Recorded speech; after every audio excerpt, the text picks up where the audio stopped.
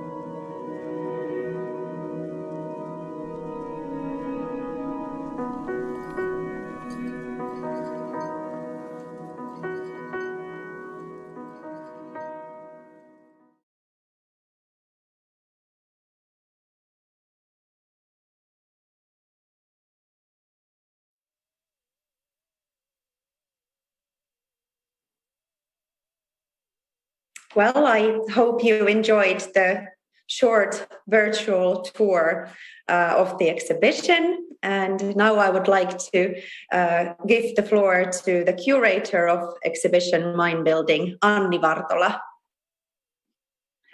Thank you so much, Sani. The video looked really wonderful, and I feel so privileged that the exhibition has traveled to Viipuri, to Vyborg, because that is the home time of my family from my father's side, and I have visited the city only once with my grandmother a long time ago, and I have planned to visit the city soon again, as soon as we can, after these difficult times that we all have been facing. I have also very great pleasure to host a panel discussion about library architecture today. And I have three distinguished guests today and experts on architecture. Laura Berger, she's a postdoctoral researcher at Aalto University, Department of Architecture, and her dissertation from 2018, this book, actually, I hope you can see it, studied the long and meandering history of the library building, and it's how it was conceived and how it was planned, and how the history evolved during the many years of post-war development until its current glorious state after the renovation. And Laura will be soon giving us a short presentation also about her research project. I will also invite to discuss with me Tommi Lindh, who is the CEO of the Alvar Aalto Foundation, and Tommi knows a lot about Aalto's architecture, and I really look forward to hearing his thoughts about not just the Alvar Aalto Library in Vyborg, but also the relevance of library architecture in Aalto's production in general. And then our third guest today will be Tapani Mustonen, who is an expert architect in an award-winning architect in conservation, and Tapani also has had personal connections with the Aalto office, and I really look forward to hearing Tapani's views about the perseverance of modern heritage, and how modern architecture, modernism, how does it fit into the ever increasing demands that we have for libraries and for architecture in general. But I think that's the introduction. Enough of introductions. Laura, would you be so kind to put up your presentation? Let's hear about your research about this wonderful Alvar Aalto Library. Please, Laura, the floor is yours. Thank you. I hope. Yes. So first of all, also thank you very much for inviting me. It's a great pleasure to be here today and getting to talk about something that I'm so very excited about. So as said, I will talk about 20 minutes or so, and I'll also try and talk slowly enough. So please do make a complaint if I end up talking too quickly, getting too excited about different things. Okay, I hope you can see now the whole screen. And actually, I'm also starting from the book cover, which Anni was showing. So here you can maybe see it a little bit better. So yes, in 2018, I completed my doctoral dissertation on the Vyborg Library, and that was also a long road for why I even chose this topic. But just another slide about this background.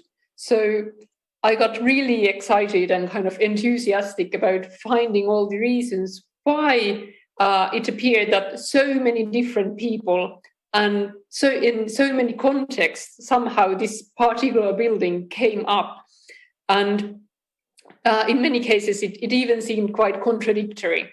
But so I kind of wanted to recreate this story about the different parts out of which the importance and meaning of this library has sort of been also quite literally sort of built off or made of. So here are the parts that my dissertation also deals with. So there's the background of the city, then Alvar Aalto's role and sort of the architectural story, which is often presented quite separately, actually. Then there's the story about the lost library, because there was this sort of legend that circulated internationally that the library has been unfortunately lost during the war, which wasn't true, of course, at all. And then finally, as Anni also pointed out, there's the amazing and also very legendary restoration project. But today, I'll talk shortly about three different things, which on their own are quite big. So firstly, I'd like to tell you a little bit about the background.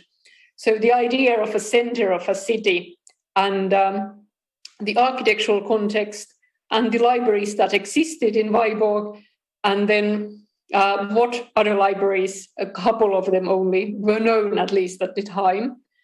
Then secondly, about the architect, and most of all, the 4 types of space, because this is something that I find to define Vyborg, but these types of spaces also actually then later on come to define so many other libraries. And then lastly, I'll talk about open spaces, a little bit about the Oodi Library in Helsinki, which I find to offer a quite amazing comparison point, and also maybe kind of hints that some things and kind of some interests and maybe even the kind of core meaning of libraries, that's something that I would claim that it doesn't really change much, luckily, even though times change and technology changes and so on. Okay. So the question about center of life in the city and the place for a library. So first of all, a quite interesting question, which I also didn't find originally any explanation for, but then I went through all these old architectural magazines and realized that, in 1912 was actually the first discussion where the project for a separate library building, sort of as a tangible project, came up. And so this was a competition in 1912 in the city of Vyborg. And the competition was for designing a monumental place. This was an ideas competition, and the winner was Oiva Kallio. And here we see the black and white image. Unfortunately, the original drawings have since disappeared. And so to give you a little bit better view of what it might have looked like, here's a version by Uno Ullberg, which didn't receive any award. A really beautiful piece. But it also tells quite evidently what was the reason why this wasn't then realized, because obviously, yes, it was concluded that all the entries were magnificent, but they were simply too monumental. And that's why there just was not enough resources to start realizing this at that point.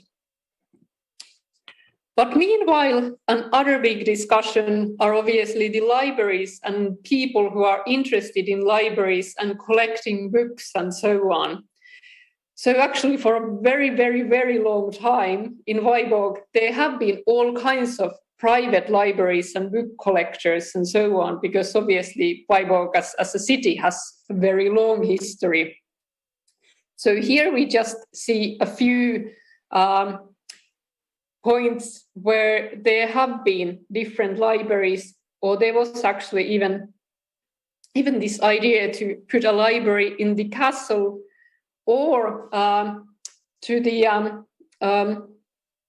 on top of the hill, so to the end of the Torkkelinkatu street, where there was also an idea to create the University of Vyborg. So then the argument was that there should be a library. But this just shows the situation that for a long time there were actually competing libraries, and this was an evident problem because also, as a rule, the libraries were not free places, so you had to pay to be a member, and it was kind of an exclusive hobby to be able to loan out books from a library. So another theme that different library enthusiasts and librarians have been following closely are the library buildings in different countries. So other libraries in the Nordics, which have definitely been known also in Vyborg, are the Deichman Library in Oslo and the Fredriksberg Library in Denmark.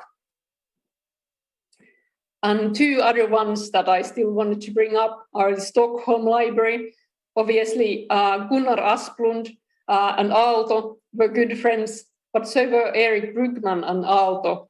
And this Åbo Academy Library in Turku, this isn't a particularly famous library, and it's a scientific library.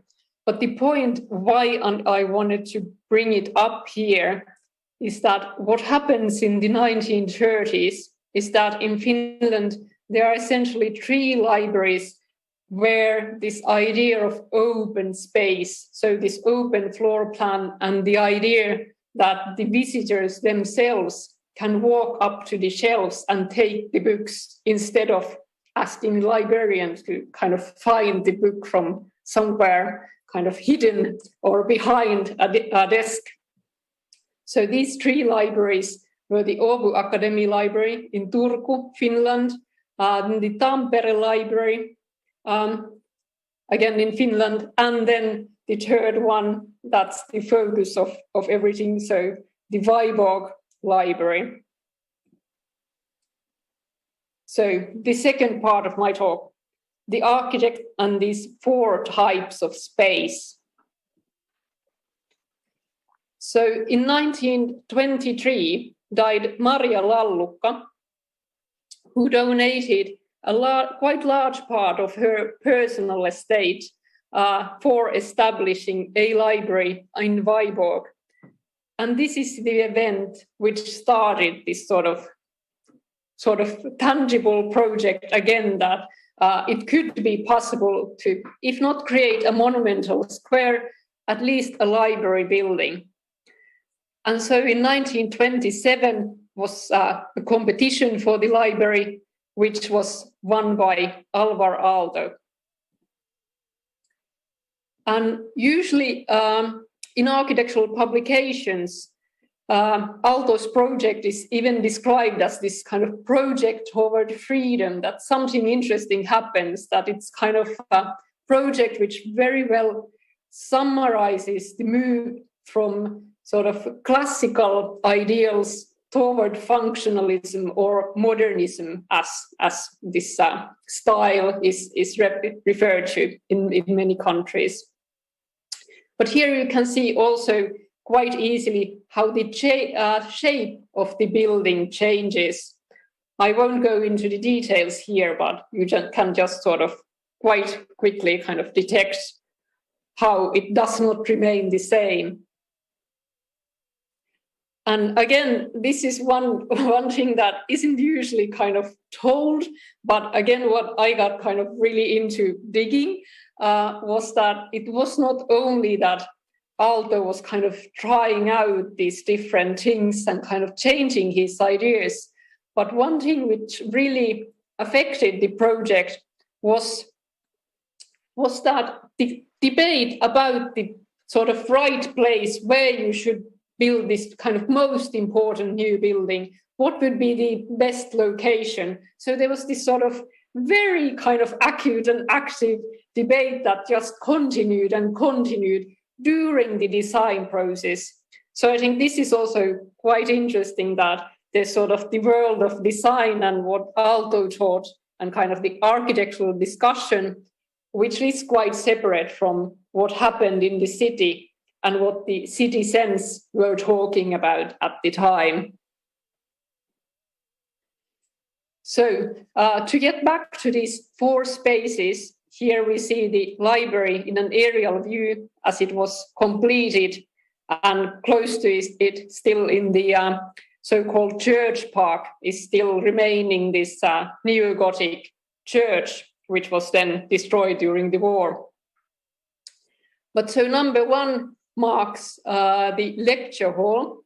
Number 2, there's the lending and reading section of the main library space.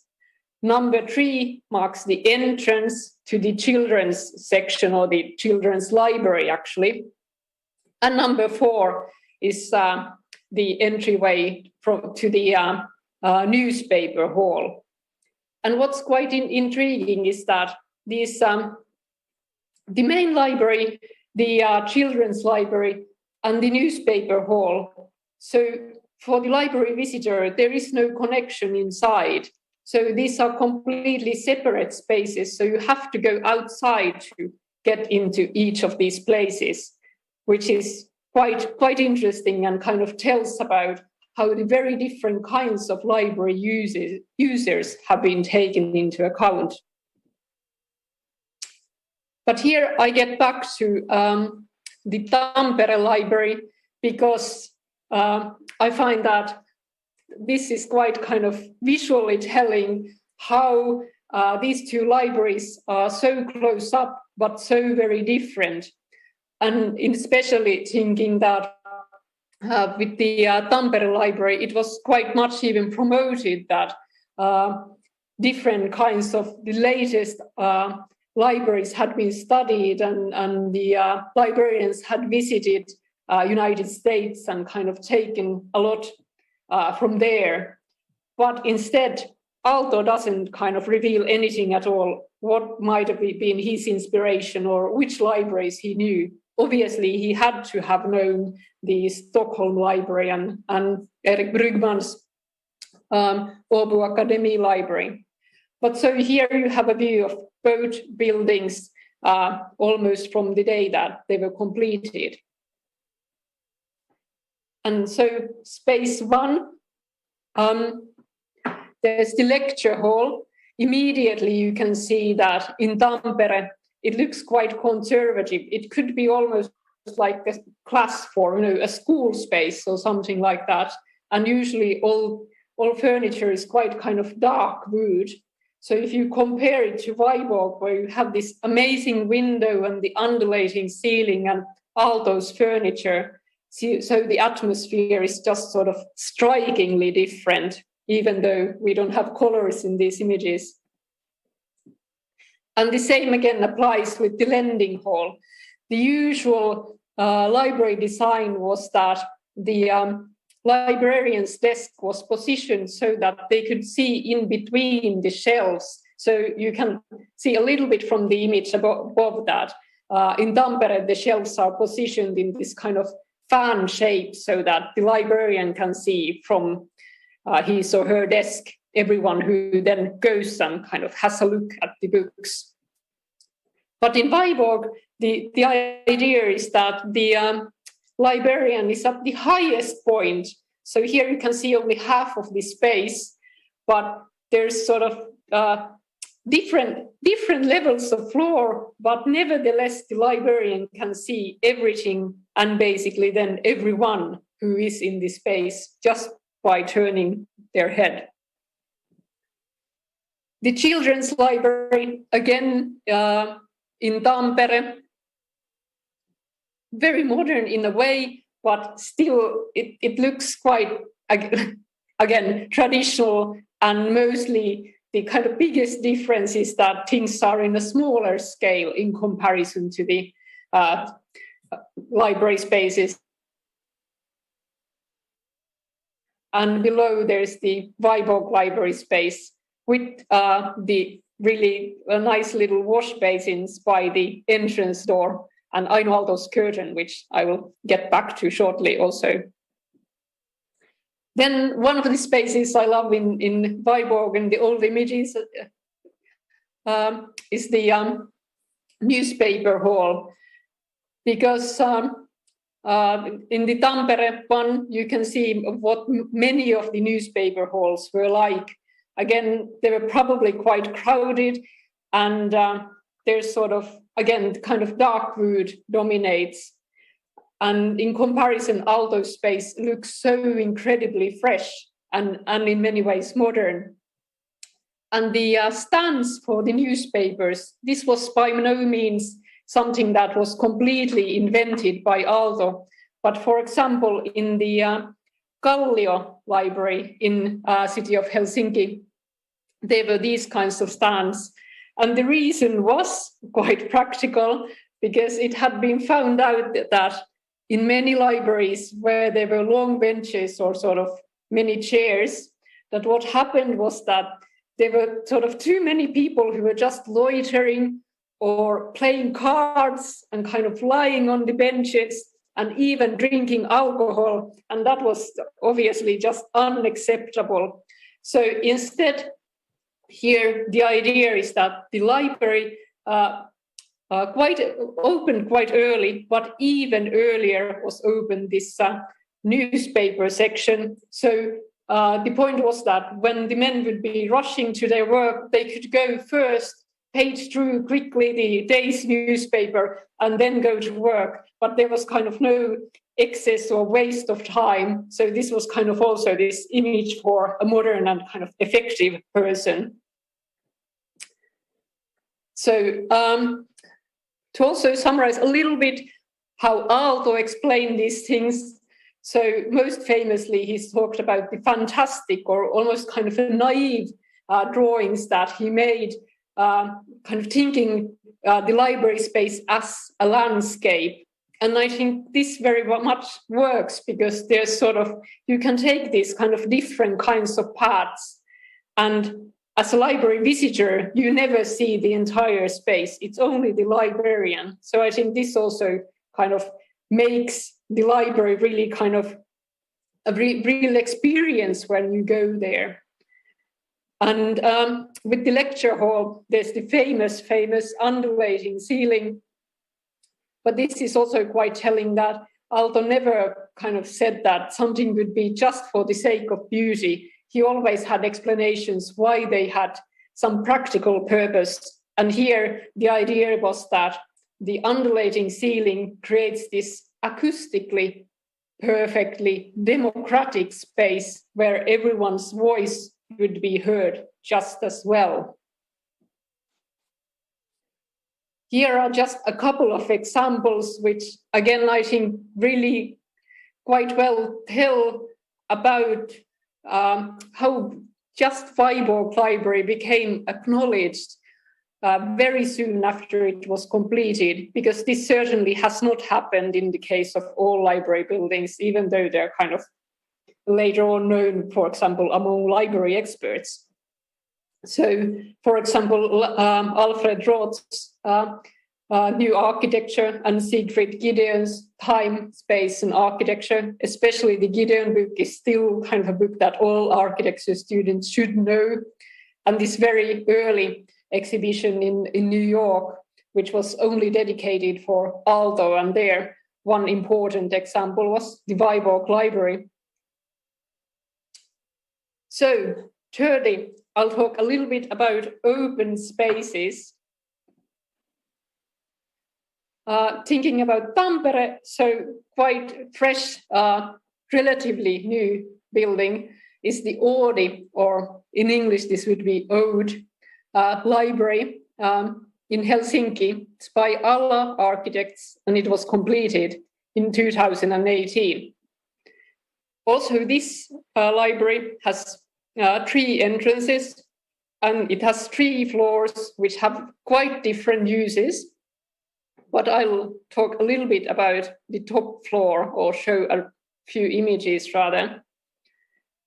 So when you go to the top floor, this is basically where the library is at.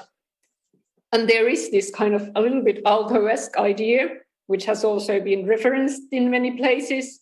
It is almost like being under an open sky, which is also the idea that Aalto was aiming toward with the main library space in Vyborg. But what happens here is that the ideas of open space has been taken even further, because at both ends of this long space, so at the end of these rows of shelves, there's the children's area and the newspaper reading area. So everything is together. There are no walls or anything. All the different age groups and different kinds of users are happily there together.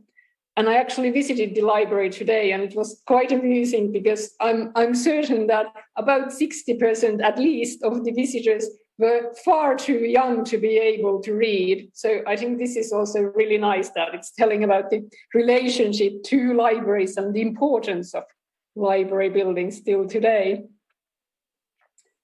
The other spaces, so here at the top image, you can see see lecture hall, which is quite interesting in Nordic because it can be literally packed away. So it's been kind of flattened away, and the walls have been also kind of rolled together, so they don't form any obstacles. So it's an open space downstairs. Downstairs, there's also a cinema, and in the image with the lamps on the ceiling, you can see the bathroom, which is quite kind of funny and wonderful, thinking about the older library designs, because here the wash basins are a little bit different levels, so also the children can wash their hands. Which again leads me back to Vyborg, two sort of design solutions, which I absolutely love.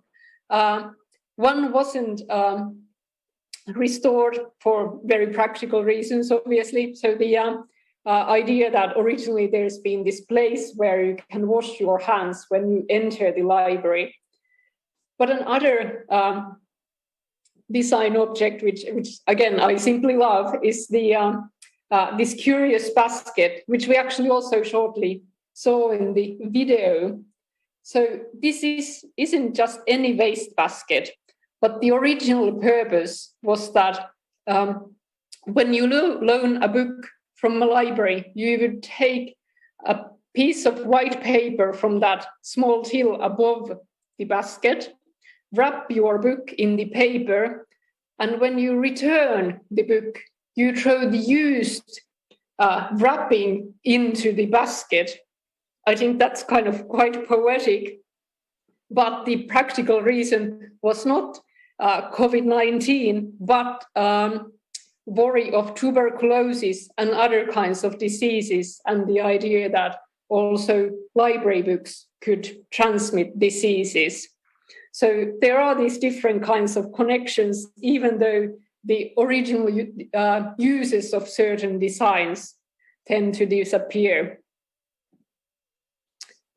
So after all these many ideas, I'd like to conclude with a little thought from Aalto. He didn't say very much about libraries or what libraries sort of mean to him as a person, at least explicitly. But there's this one really wonderful piece in the booklet called Pienasunto, or the minimum apartment, where he starts by talking about the idea of a castle and how a castle can kind of contain everything you need, but that nowadays we have reached a point of decentralization, and that has been made possible by different kinds of shared spaces. And these shared spaces are, now I need to check my notes, schools, sports fields, libraries, movie theatres, concert and lecture halls, and so on. The purpose for these spaces will continue to grow, Aalto claims. And to paraphrase, he says, used to be in the olden times, Abbot Coinard sat alone on a heavy decorated chair in the library of the Bishop of Seds. But now there is the public library, a shared library for all those people who do not have one at home and could not have one because of the lack of space. Use of public libraries has risen tremendously. The other psychology of this institution provides for a task for the architect's work, its substance and its extent. Down to the smallest objects, this is like an explored desert. Who would still be interested in purely decorative architecture, whether its prejudices are old or new, he exclaims. And I think this, to me, this sort of multiple uses and the sort of incredibly vast meaning and growing meaning of libraries is something that summarizes not only the Vyborg Library, but the purpose of libraries in general. Thank you for your attention, and I'm sorry if I exceeded my time. Thank you very much. Thank you so much, Laura. This was so inspiring and so fantastic to hear your presentation, and also to see those images, and you always learn new things. And I made some notes as you were speaking, that I didn't know that Aalto talks about libraries in this minimum apartment publication. So that was new information for me. So thank you so much, and that will lead us to our discussion. And thanks for joining in the video, Tommi and Tapani. Laura, both your presentation and of course your doctoral dissertation reveals the very complicated and long and multi-staged history of the Vyborg Library, and individual actors, not just Alvar Aalto, but also the sponsors. You mentioned Maria Laulukka. Their role was in their own game changing. Would you see that this was a sort of special case, Vyborg Library, or and it's just because of this excellent architecture that Vyborg Library has, or would you rather say that the meaning of the Alvar Aalto Library in Vyborg is parallels with the general relevance of ambitious and quality conscious and innovative architecture? How do you see this? Is this singular or general?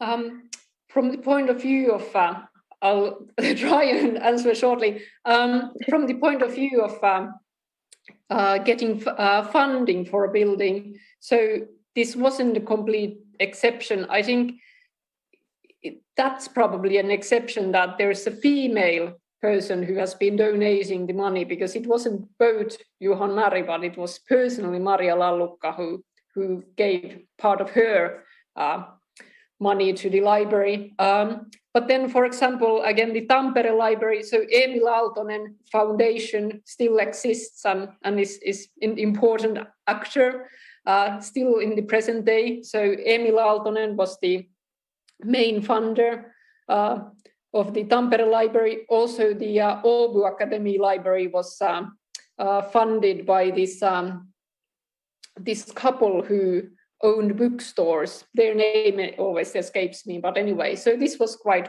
common style. But I would still claim that if you think again about the comparison of what happened with the in many ways quite modern, sort of technically modern Tampere Library, and how Aalto's library looks like. So I think he did definitely succeed in what he was claiming to do, about that aim to be dangerous. So this was also one reason why the locals were kind of really believing there was this local joke that many took for real, that there would have been plans to put the different kinds of ancient symbols and hieroglyphs and the sort of quotation from the law of Hammurabi and so on the walls of the Vyborg Library, because it was sort of so strange and white, and many people talk that it's incredibly ugly as such. So again, I think Aalto succeeded in being, yes, dangerous. Okay, thank you, Laura. We are now in 2022, and so the Vyborg Library is now almost 90 years old. Tommi, Tapani, Laura, how do you see, has the library stood the test of time? How do you see it? Well, I think we should ask from the users as well. If you consider the times and hard times the library has had in the past, so I think this is kind of a victory for the whole building and in fact for the city and for so many enthusiasts who have been fighting for the library and for the architecture as well. Yeah. Tommi, how do you see this? Would you like to comment? Well, what Laura said in the previous question was very interesting, and I hope we can still get back to that subject. But I think the Vyborg Library has shown that it stands time very well. And one fact is that it was restored to be a library, not to something else. Because if many libraries have changed their purpose during renovations, and I think this is one good feature to mention, that it was restored to exactly what it was in 1935, more or less, and at least the functions of the different spaces have remained their original use. Naturally, there are minor changes, but that's quite right what you said, that it's important to have, especially there in Vyborg, the same function for it. Yes. Yeah. Yes, right. Yeah. Yes. If I may add, still, I think also from the point of view of the city, and again, I can't speak obviously for the users, but I think in Vyborg, if you start thinking about it, so there are not very many places which would be kind of non-commercial. So, and there even isn't kind of a big department store. So thinking about a nice place where you can just kind of spend your time and read, or, you know, use your computer or whatever. So that's also quite rare. So I think for the different age groups, it does very much look like the library is still kind of the very attractive place where you can sort of just go to without having to buy anything. That's true. Yeah. Yes. And Laura, you talked about Alvar Aalto's risk taking and also the contradictory reception of the building in 1935. Tommi, you know Alvar Aalto's production very well as the CEO of the foundation.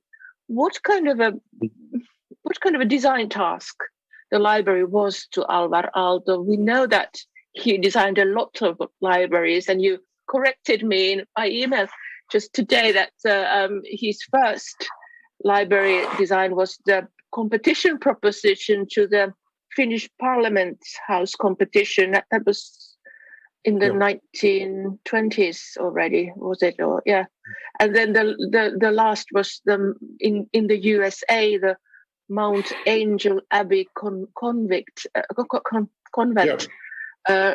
library. Yeah, how did you? Was it just a bread and butter thing, or how did he react to design tasks for libraries? Well, I of course don't know his ideas altogether. It's very difficult to go into someone else's head, but by looking at what kind of buildings he designed, especially these library buildings, and like you said, the long continuation on him being and his office. I always emphasize that it's the office, not the man. Aalto's office was able to develop the ideas that we already can see in the Vyborg Library. And it continues, and like in some occasions, somebody said that Aalto's libraries are pit libraries. So there's almost in all cases there's a pit, and the development of the pit is very interesting, and like Laura said that. Lowering a part of the floor, like one half of a story, makes it possible for not only to have a full-size shelf on the lower level, but it also gives a possibility to have a desk height level on the higher level. And also not only the visibility and the landscape it forms, but a very functional way of distributing books in this kind of open space library. But this developed during the decades, and I'm not saying that the Mount Angel Abbey in Oregon is the best library he ever designed, but it's the last one, and it has the deepest pit of them all.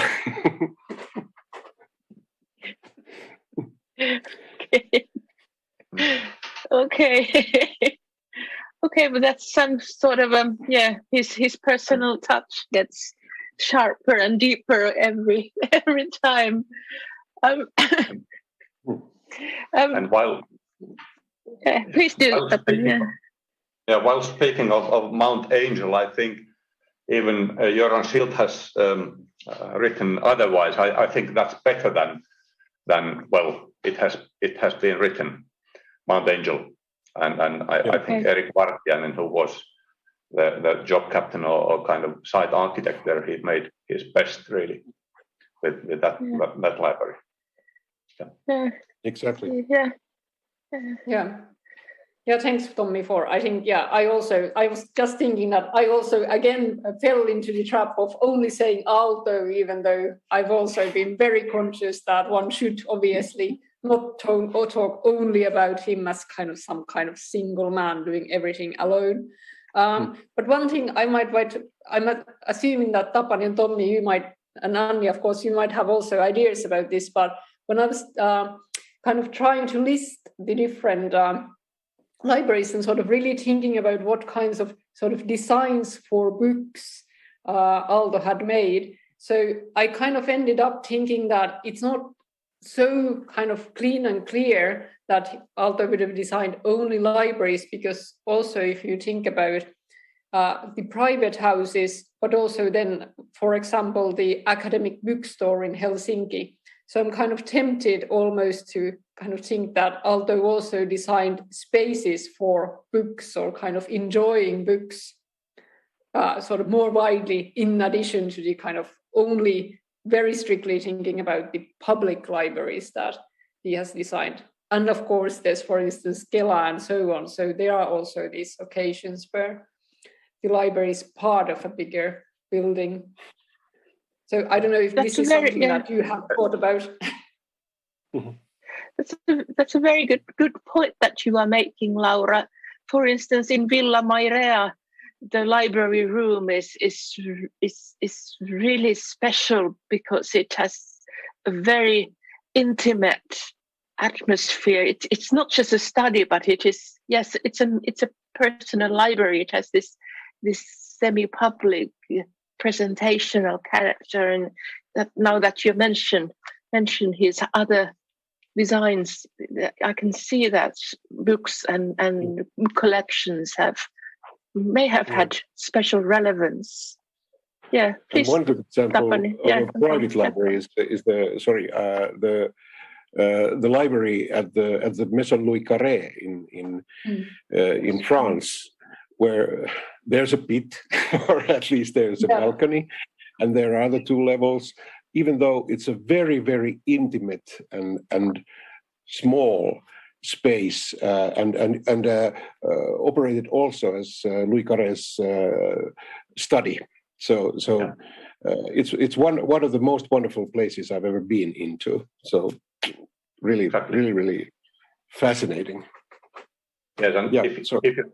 Yes, and if you think of Wolfsburg Cultural Center and the library there, so it somehow, if you compare the library to the whole building, the library is really the heart of that one. And I guess somehow, to my mind, libraries have been real good possibilities for Aalto to have certain freedom in architecture, having all the connections with spaces and different level pits, as you told, and then all the natural light, which comes from different sides and places and from the roof. So and all the detailing he has for the library. So in that way, the libraries have been really kind of good challenge, and I guess very nice challenges for Aalto's office. as and in somehow in the same way as those churches they've made and Aalto has made, because if you think of 3 crosses and then the libraries, they do have details up to the end. Yes. Well, speaking of libraries and books, we have a audience question to Laura. What else would you recommend to read on this topic besides your fantastic doctoral thesis? It's sad that there is only one kind of a library in Vyborg. Do you have any book recommendations to give about the Vyborg Library or the history of libraries or others? I don't know if does this refer exactly, yes, to if it's more widely to history of libraries or to the Vyborg Library. There's this actually, it's kind of a 2-part book, or how I think of it. It's by the Rakennustietosäätiö, where Tommi has been very much and Tapani involved. So I think that's still the Rakennustietosäätiö. Tapani has it there, yes. So that one, and then there's also the other. Yes, you have both. Yeah. So those are amazing books, and obviously the images are just, the quality is superb. Whereas in comparison to a doctoral thesis, you have this unfortunately kind of miniature images often, as I had to do. But then one thing that is also kind of quite interesting, there are certainly books about library buildings in general, but what I found when I was trying to kind of study this topic is that there were some which basically just present beautiful photographs, and often one single photograph of one building. So you can't kind of learn very much based on that. And I had this a little bit kind of mad project as part of the doctoral project as well, that I went through all the kansanvalistus ja kirjasto, so that would be translated as something like Lifelong Learning and Libraries magazine, which later on turned into this library magazine, which has been published in Finland from some year from the 1800s, because I wanted to kind of start and think about what kinds of spaces there are within libraries and which libraries have been built in Finland when, because I realized that this information simply did not exist anywhere. And in addition to that, a reoccurring topic in the library magazine was that the librarians themselves were kind of pondering that they're so invested in kind of listing books and thinking about the books that no one in that field is really properly studying the spaces, even though it would be obviously so important. So there was this kind of continuous hope that now someone should kind of do something proper about this. And then as last note, there is, this is unfortunately only in Finnish, but there's this Ritva Sievänen Allen doctoral dissertation, which is impossible to translate. It's called Avoin pohjakaava ja sen käyttöönotto suomalaisessa kirjastoarkkitehtuurissa vuosina jotain. So about the taking of use of the open plan in the Finnish libraries. And she specifically talks about this, about Vyborg, about the Åbo Academy Library and the Tampere Library. So, and she's this kind of library expert. So that's a very kind of interesting point of view. But again, unfortunately, it exists only in Finnish language. Yeah. But your doctoral dissertation has a really excellent bibliography. So maybe the audience can consult the list of books that appear in your bibliography. But thanks for these reading tips.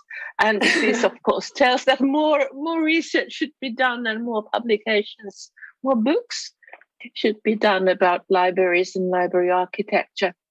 Now, speaking about modern public libraries and Finnish architecture in general, how would you see the hardcore, the unchangeable, the permanent character of the library? Tommi, you said that described how Aalto's libraries, they always have this pit, whether small or large. But are there any other, whether concrete or abstract features that make the library into a library?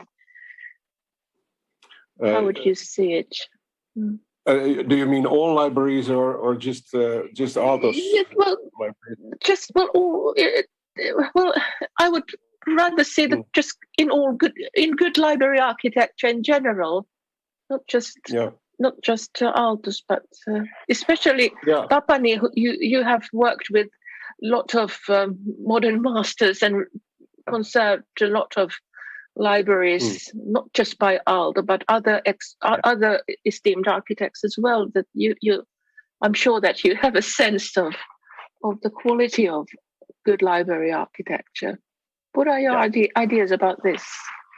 Well, I would even start a bit earlier. Time-wise, thinking that somehow, why do we have these libraries? I think, like Juho Lallukka in 1880s and 1890s, he was really keen to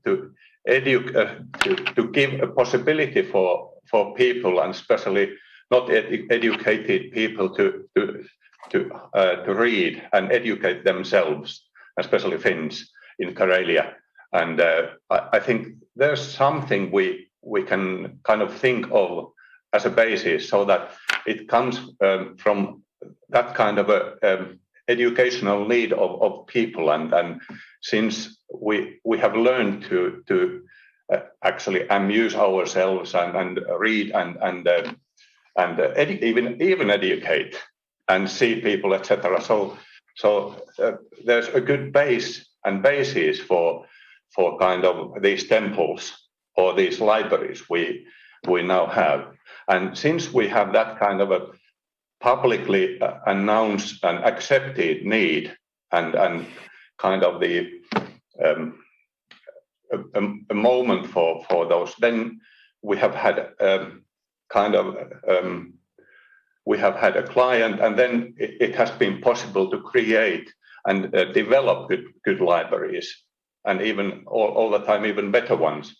And if we think of Aalto and then the modernist ones, especially, I think we have had in Finland in some kind of a way to think from here, not from outside, and because we haven't had too much kind of funds for doing anything, so we have been somehow forced to think only special needs and to do functional things. I think that's why this functionalism has been really good for us, because there's nothing extra, just the purpose, and that is why all the kind of extra things has been put aside.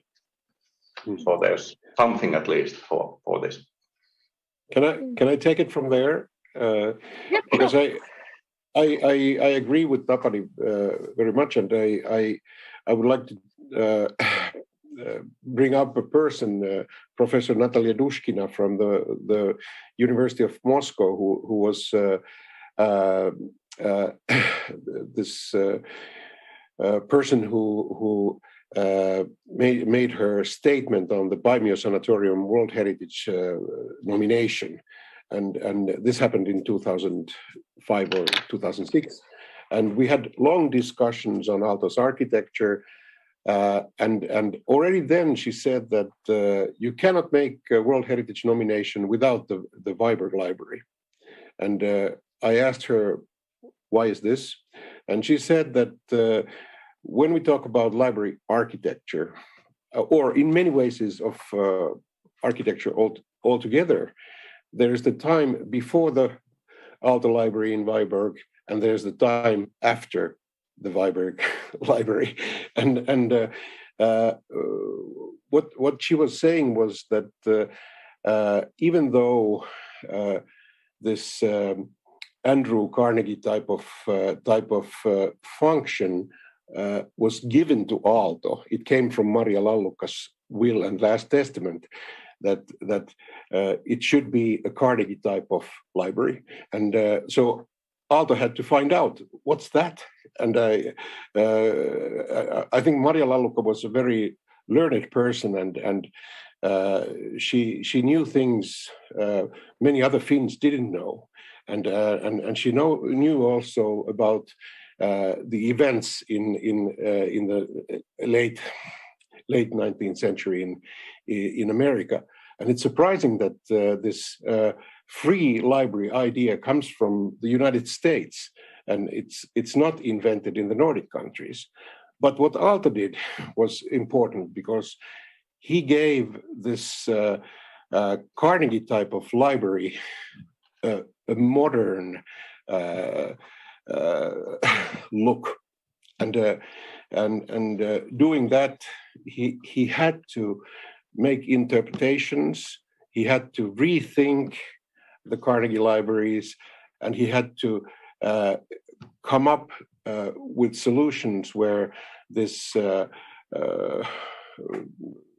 supermarket way of choosing books would be as convenient as possible. And I think he nailed it already in his first project in Vyborg. And this is something I would like to bring up, that the functionality in itself is not something created by Aalto's office, but the interpretation is, and it was a very important one worldwide. Yes, thanks. That's a very, very meaningful point that you are making, Tommi. Laura, you showed in your presentation images of the Helsinki Central Library Oodi, which opened in 2018, and you pointed out how there are similarities, or you see similarities between these two polar ends of the development of the libraries. How do you see this hardcore? Is there a red thread through the development of libraries, architecturally speaking? I think, yeah, I totally agree what Tapani and Tommi just said. But in addition, one theme which I've been kind of also thinking about other library buildings in sort of contrast and comparison to the Vyborg Library, is that it feels that nowadays, for example, again with all there were all these kind of newspaper articles or sort of public commentaries about how on earth you can use this library when there are all these other functions and there will be noise and it's just confusing. But when you think about how Oodi functions, there you don't feel that there would be some horrible noise, even though the children are in the same space as the shelves and so are the newspaper readers. And if you think about these other earlier libraries, again, for instance, in Tampere, there were spaces for art exhibitions, so kind of a gallery or museum space. And there was also this big hall with this amazing fresco for the city council meetings. So actually, kind of in an ironic way, thinking back, usually the architects have been given a task to design different kinds of spaces all the time, usually because of the lack of resources. Whereas kind of now it has become this ideal that you want to have different kinds of functions, and also kind of thinking about how to bring different kinds of people in. True example for having a coffee shop and the cinema, and in the second floor there are all these spaces you can reserve for yourselves, and there are different kinds of machines for 3D printing or sewing machines and so on. So I think the idea of a library, there has been again, I'm talking for a long time, but I think from the beginning there has been kind of this question of balancing between the idea whether books are kind of the essence of libraries or whether actually libraries are all about these multiple functions and kind of doing different types of things within one building. Yes, that's very true. Yes, absolutely right. We have a question from the audience about that touches on this topic. Were there any innovations in the planning of some libraries in Finland that were not in demand later? You showed the basket of wrapping paper and the tilde where you can take the paper. Maybe that's not something that we have in use any longer, but can you think of any other examples that have become obsolete? Well, I guess like was pointed out, so I think especially thinking about Aalto and the good libraries, so they are in a way so functional that the spaces do function very well, almost without exception also in their original designed use. But certain kinds of, interior designs and furniture has disappeared. Also in Vyborg, you obviously don't anymore have the curious triangular stands for the newspapers, because again, from today's point of view, it would be a little bit too uncomfortable. I don't know what was actually, Tapani is probably the best person to explain these little changes and why things like that were decided not to be replicated, even though obviously, especially with the newspaper stands, I understand it's totally logical. But interior things, maybe they go kind of, if they're sort of too specific, so they kind of are too much about their own time. And naturally connections are something different, because as with the original library, we had the separate children's department actually, which was a children's library and heading west, and only the staff had connections to the other library, not the children, and it has changed. So there are a couple of kind of differences in uses which have now been changed. But basically, if you think of all the kind of spatial things, then they are pretty much the same, but the details have changed somewhat, yes. But for instance, if you look at the lending and reading halls and the bridge, the officers or librarians' bridge, which is a ship-shaped thing there, which then later on in 1940s was in a way replicated to Mariehamn, to the Maritime Museum there. It has kind of resemblance for that, but anyway, Aalto had that kind of children-like ideas, or kind of he amused in many buildings with that kind of ideology, like they're having a ship's bridge just on the top of the whole library, so on the highest point. Okay. Yes, maybe we have no need for such strict systems of control anymore, because we can do that electronically. We don't need this controlling librarian in the middle who is in charge of traffic and the patrons and their activities.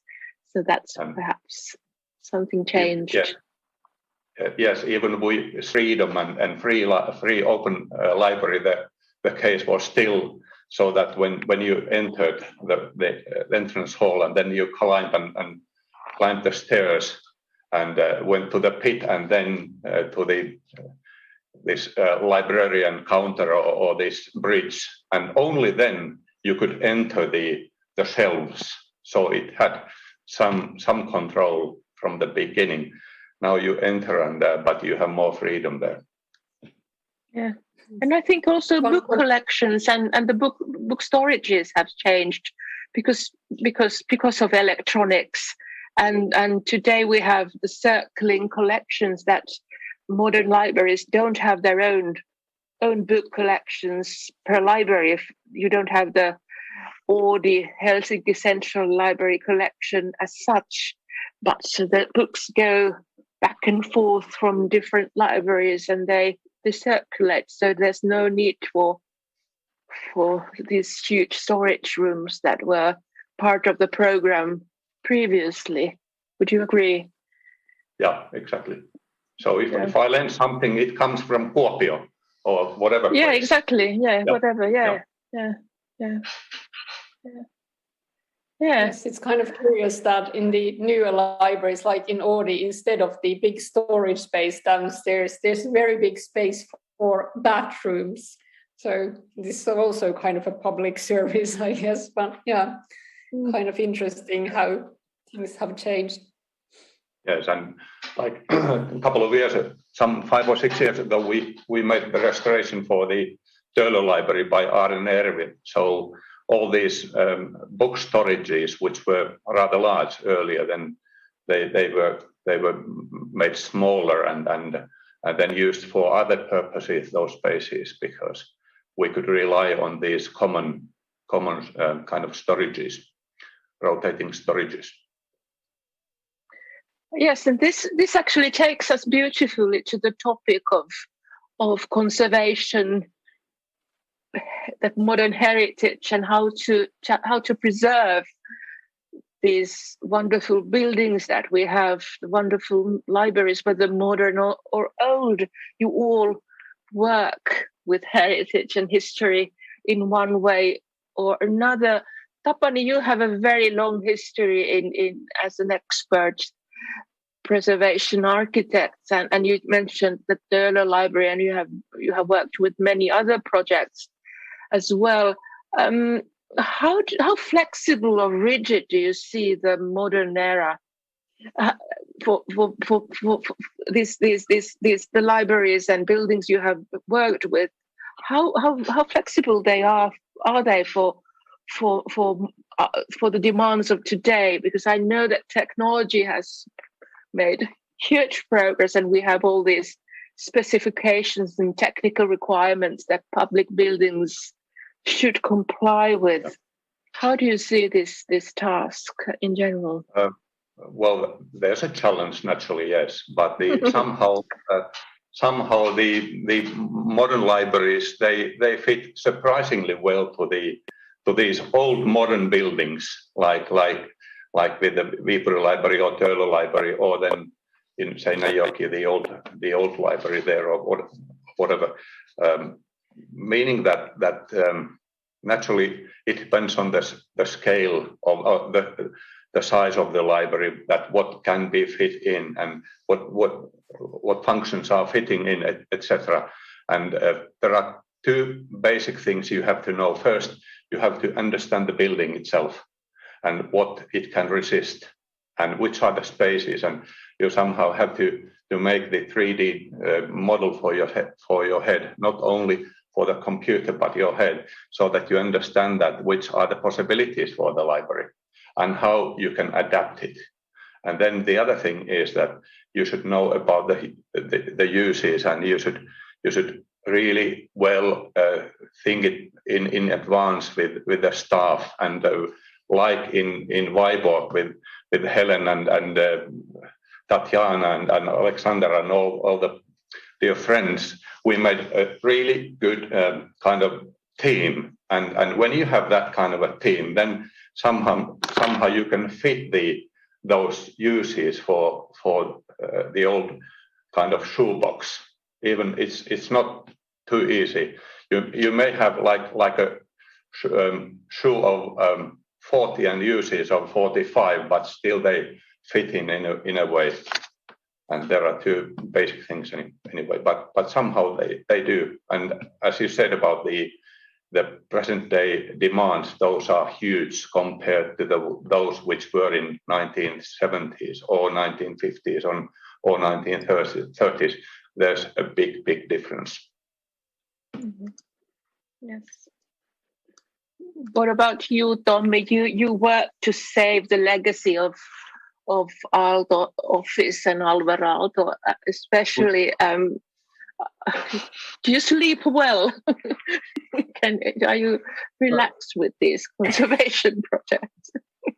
No. Well, people ask me always what Aalto building is at the moment at the worst condition, and what are the most threatened ones. And of course, the better side is that are there Aalto buildings that have been restored well, and I've noticed that the answer to these questions, it changes all the time. For a while ago, I would have said that the worst building, the Aalto building in the worst condition would be the old state building in Jyväskylä. But now it's restored. It has a new use, and everything is fine. And now I would answer that in Finland, maybe the most threatened building is the Vuoksiniska Church of 3 crosses in Imatra, and I'm very worried about that. But there is also a church in Germany, in Wolfsburg, the Heiliggeist Church. I was there last May, and what I heard from the congregation is that they want to tear it down and build senior citizens apartments, and the reason for this unused church buildings in Germany is exactly the same as in Finland. So the congregations have been merged. They don't need as many churches as they did previously, and the ones they aren't using, they have to find solutions for them. But luckily, the Lower Saxony legislation has protection on these buildings, so they cannot go ahead with the demolition ideas, and they have to also negotiate with the Alvar Aalto Foundation, because we have the copyrights for the building. And even though in Finland architectural copyrights don't mean anything, in Germany they do. And this is something that makes my work very interesting, because we're working on not only the Maison Carré and the Wolfsburg sites, but we're now working in the Reykjavik Nordic House, which, by the way, has a very nice pit library. and the conditions in these different countries are so different, and the legislation is so different. And when talking about protected buildings and how they're supported financially, France is an example for all other countries in the world, because they really subsidize and give benefits in taxation, etc., which isn't happening here in Finland. Okay. Yes. There's a question from the audience. How often architects discuss a project with the local community? How important and necessary is it? Tommi, you just mentioned that you as the leading specialist in preserving Aalto legacy, you discuss with communities all the time, and I understand that Tapani, that's crucial part of your work as well. But how would you respond to this question? Yeah. Will you start or I? You go ahead. Okay. You mentioned 3 crosses church, and that I know that's the situation is almost critical there. But anyway, there is hope, and the local community now is kind of understanding and wakening up there in 3 crosses and Vuoksiniska, and the same thing has happened in Sunila a while ago already, so that these local people they are worried about their kind of surroundings and their area, and this means a lot when they kind of organize all sorts of NGOs just to fight for their premises and their areas there, and that's a good start. So the operations to work with kind of the communities and naturally users as well, and like that. Otherwise, it wouldn't be good. Yeah, and building conservation and restoration projects, they used to be something only specialists discussed among themselves, but this has changed. Building conservation is more and more a democratic thing, at least in the Nordic countries, and people really want to take part in the discussion on what to save and what to destroy. And also the reuse projects. One example, the City Hall of Rovaniemi. We have already had several seminars with the communities there, and also the different user groups who might take advantage of the City Hall, which is too big for the city administration. They have to find new uses for parts of it. And these seminars and these get-togethers have been very important in trying to discover new ways of using it. And the Aalto Foundation has taken part in these discussions because right away we can say to the doctors or teachers or whoever are interested in the spaces what they can and what they cannot do there in order to save the architecture of Elisa Aalto. Yes. Laura, would you like to, as an architecture historian, do you have anything to add to this theme? Well, I guess one thing which kind of stands out is again also that times change. So in the case of Vyborg Library, the library people were actually quite discontent because Aalto lived elsewhere and he only very occasionally visited Vyborg, and the whole system had been from the beginning planned so that the librarians didn't have any kind of core role. So this is kind of interesting that Vyborg was so successful as a design, even though there was this kind of schism, that there was a very strong sense that it was in not such a kind of democratic process. The librarians definitely would have wanted to be consulted more.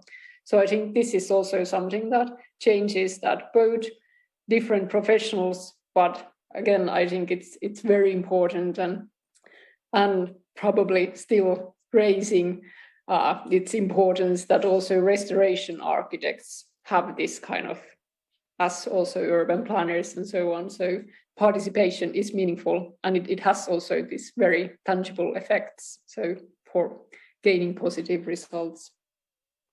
Times have changed.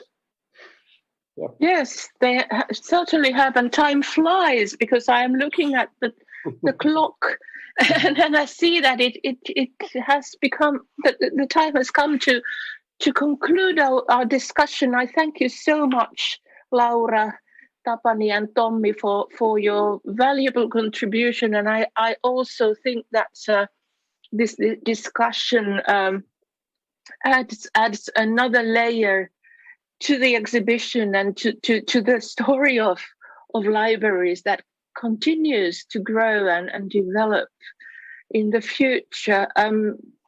The Mind-Building exhibition tells a story about library architecture from late 19th century to Helsinki Central Library Audi to 2018, and I hope that the exhibition and also our discussion today has witnessed how diverse the library services have become, and thereby how multifaceted the meaning of the public library is, both culturally, socially, and societally.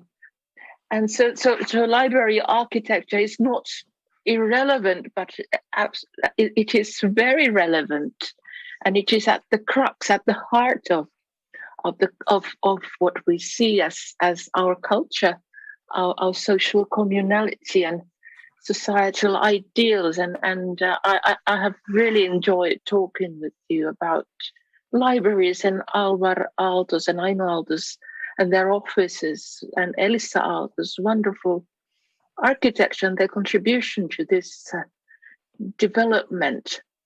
The exhibition title, Mind Building, that I have been asked many times, where does it come from? What does it mean? And it comes from a documentary film, Ex Libris, the New York Public Library, by Frederick Wiseman. And I happened to see it just when I was curating this exhibition. There is a scene in this film, and there's a planning committee. They are designing some branch library in New York. And somebody says that, but we are not just building libraries, we are building minds. So that's where the title comes from. And somehow I liken mind building to bodybuilding in a similar way that bodybuilding is the use of progressive resistance training to develop your musculature.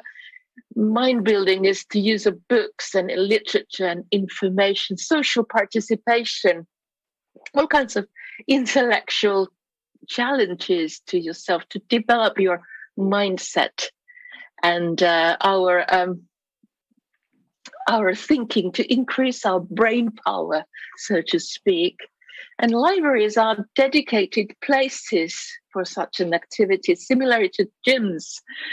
And just like, and you all have said during the discussion, the art of architecture is there to give libraries their visible, tangible, sensuous presence, to give the concrete form.